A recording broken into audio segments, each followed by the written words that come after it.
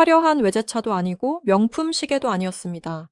23살 가수 하루가 성공의 문턱을 넘은 뒤 가장 먼저 돌려드리고 싶었던 것은 외할머니가 편히 쉴 수 있는 새 집이었습니다. 어린 시절부터 힘든 시간을 함께 견뎌준 사람, 어머니가 세상을 떠난 뒤에도 하루의 곁을 지켜준 사람, 그리고 무대에 오를 때마다 다시 일어설 이유를 만들어준 사람이 바로 외할머니였기 때문입니다. 팬들의 관심은 곧 두 가지 질문으로 모였습니다. 하루가 외할머니께 마련했다는 새 집은 어느 정도 규모일까? 그리고 무명전설 준우승 이후 하루의 월 수입과 행사 출연료는 과연 얼마까지 올라갔을까? 먼저 새 집 이야기부터 보겠습니다. 현재까지 하루 본인이나 소속사가 집의 정확한 주소, 매입 가격 계약 시점, 등기 정보까지 공식적으로 공개한 적은 없습니다. 따라서 특정 지역의 수십억, 원대 아파트라고 단정하는 것은 어렵습니다. 다만 하루가 가족, 특히 외할머니에 대한 감사와 책임감을 여러 무대에서 반복해 보여왔다는 점은 분명합니다. 새 집을 둘러싼 관심이 단순한 재산 자랑으로 끝나지 않는 이유도 여기에 있습니다. 사람들은 집의 평수보다 하루가 누구를 위해 돈을 쓰려 했는지에 더 크게 반응했습니다.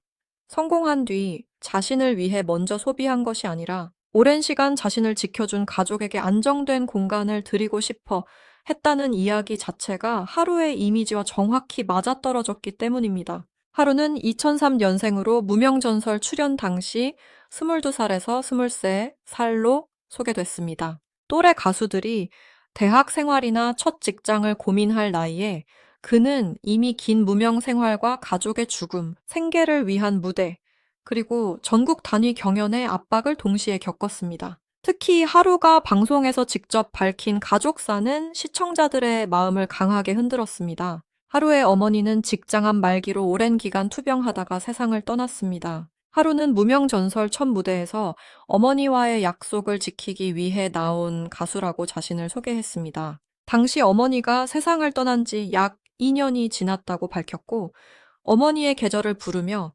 자신의 이야기를 노래에 담았습니다. 이 무대에서 하루는 13명의 심사위원에게 모두 선택을 받는 올탑을 기록했습니다. 조항조는 앞으로 크게 성장할 가수라고 평가했고 작곡가 김진룡은 노래를 깨끗하게 부른다며 기본기를 높이 평가했습니다. 임한별은 나이와 외모, 감성까지 케이팝에서도 탐낼 만한 트로트 인재라는 취지로 극찬했습니다. 단순히 슬픈 사연 때문에 주목받은 것이 아니라 발성과 음정 감정 전달 무대 집중력까지 동시에 인정받았다는 의미였습니다. 이 장면은 하루의 출연료가 오르기 시작한 가장 중요한 출발점이 됐습니다. 행사 시장에서 가수의 몸값은 노래 실력만으로 결정되지 않습니다. 방송 화제성 팬덤의 구매력 지역 축제에서 관객을 모을 수 있는 힘, 그리고 한 곡만 들어도 기억되는 서사가 함께 작동합니다. 하루는 이 네 가지를 한 번에 얻었습니다. 하지만 하루의 첫 번째 전국적 성공은 무명전설이 아니었습니다. 그는 KBS 아침마당의 도전 꿈의 무대에서 5주 연속 우승을 차지했습니다. 이어 왕준광전에서는 역대 최다 득표 기록을 세우며 최연소 4대 왕준광에 올랐습니다. 아침마당은 평일 오전 방송이지만 트로트 가수에게는 매우 중요한 무대입니다. 지역 축제와 효도 공연의 핵심 관객층인 중장년 시청자에게 이름과 얼굴, 사연을 동시에 알릴 수 있기 때문입니다. 하루는 한 번의 화제성으로 끝난 참가자가 아니라 매주 시청자 투표를 통해 5번 연속 선택받은 가수였습니다. 이것은 행사 주최자 입장에서 매우 강한 지표입니다. 한 지역에서만 알려진 신인이 아니라 전국의 중장년층이 알아볼 가능성이 높은 가수라는 뜻이기 때문입니다. 하루는 고등학교 재학 시절 현재 하이브로 이어진 빅히트 엔터테인먼트 관계자에게 2차례 연습생 제안을 받은 경험도 공개했습니다. 그러나 당시에는 어머니의 반대로 입사하지 않았습니다. 그는 아이돌과 래퍼 뮤지컬까지 여러 장르를 꿈꿨고 고등학교 2학년 말에서 3학년 무렵 정식으로 노래를 시작했다고 밝혔습니다. 이 이력은 하루의 무대가 전통 트로트에만 머물지 않는 이유를 설명합니다. 피아노를 직접 연주하고 발라드 감성을 섞고 젊은 관객도 받아들일 수 있는 방식으로 트로트를 표현하려는 시도가 자연스럽게 나온 것입니다. 하루가 자신의 강점을 발라드 트로트라고 설명한 것도 같은 맥락입니다. 무명전설은 처음부터 참가자 99명으로 출발했습니다. 수많은 도전자 가운데 최종 7명만이 전국 투어와 후속 활동의 중심에 설 수 있었습니다. 하루는 이 경쟁에서 최종 준우승을 차지했습니다. 결승전은 2026년 5월 13일 생방송으로 진행됐고 전국 유료 가구 기준 자체 최고 시청률 9.3%를 기록했습니다. 하루는 우승자는 아니었지만 실제 활동 가치에서는 우승자 못지않은 주목을 받았습니다. 어린 나이, 안정적인 외모, 피아노 연주 능력 가족 서사, 깨끗한 음색 발라드와 트로트를 연결하는 장르 확장성까지 갖췄기 때문입니다. 광고주와 행사 관계자가 좋아할 요소가 한 사람에게 동시에 모인 셈입니다. 준우승 이후 가장 눈에 띄게 달라진 것은 일정의 크기입니다. 무명전설 톱7 전국 투어는 안양과 창원을 거쳐 2026년 6월 27일과 28일 서울 올림픽공원 올림픽홀에서 열렸습니다. 7월 4일에는 울산 전시 컨벤션 센터, 7월 10일 일에는 강원대학교 백년가트센터, 7월 18일에는 대구 엑스코, 7월 25일에는 수원 경희대학교 국제캠퍼스 선승관으로 이어졌습니다. 수원 공연은 오후 1시와 오후 6시 하루 두 차례로 편성됐습니다. 8월에는 대전과 고양, 광주, 부산, 9월에는 부천과 전주, 청주 등으로 일정이 이어집니다.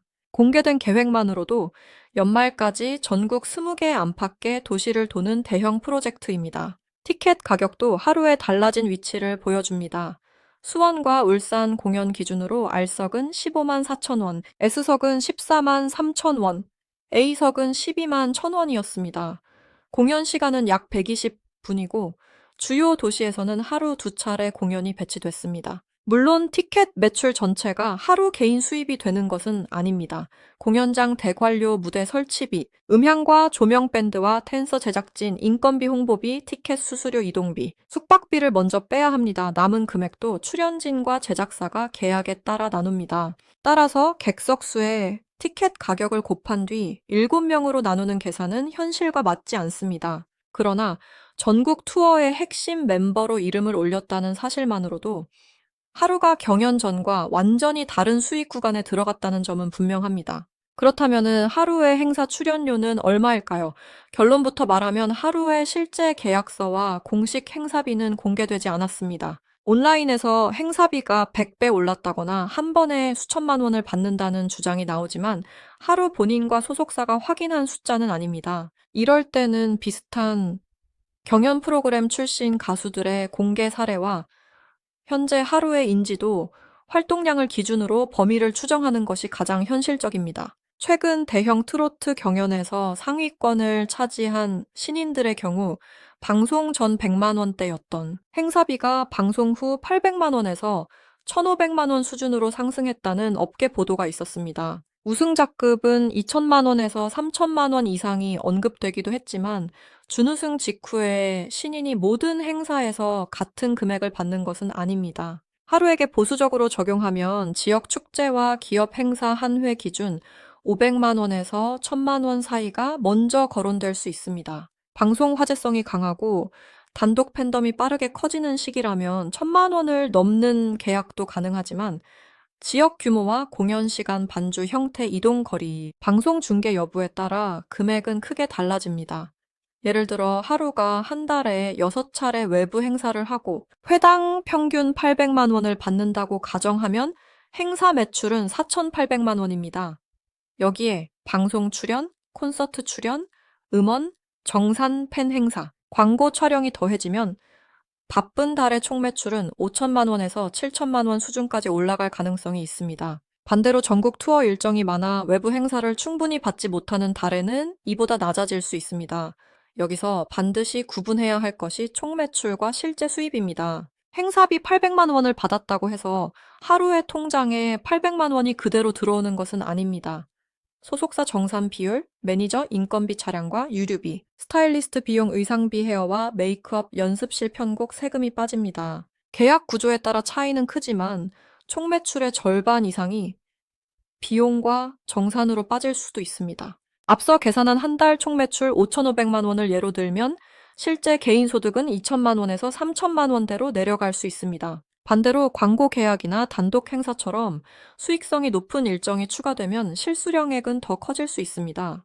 따라서 하루의 현재 월 수입을 하나의 숫자로 단정하기보다 일반적인 달은 1천만 원대 후반에서 2천만 원대, 일정이 집중된 달은 3천만 원 이상도 가능한 구조로 보는 것이 합리적입니다. 방송 출연료 역시 팬들이 생각하는 것보다 단순하지 않습니다. 신인 가수는 프로그램 한 회 출연만으로 큰 돈을 벌기보다 방송을 통해 행사와 공연의 몸값을 높이는 경우가 많습니다. 하루에게 무명전설의 진짜 가치는 매주 받은 방송 출연료보다 준우승이라는 타이틀 9.3%의 결승 시청률 전국 투어 참여, 그리고 팬덤 확장이었습니다. 방송 한 번이 직접 수입 100만 원을 만들었다면 그 방송으로 늘어난 행사 섭외는 수천만 원의 추가 매출을 만들 수 있습니다. 그래서 트로트 가수에게 방송은 돈을 받는 장소이면서 동시에 자신의 이름을 전국에 광고하는 가장 강력한 무대입니다. 하루의 수입에서 앞으로 더 중요해질 부분은 단독 팬덤입니다.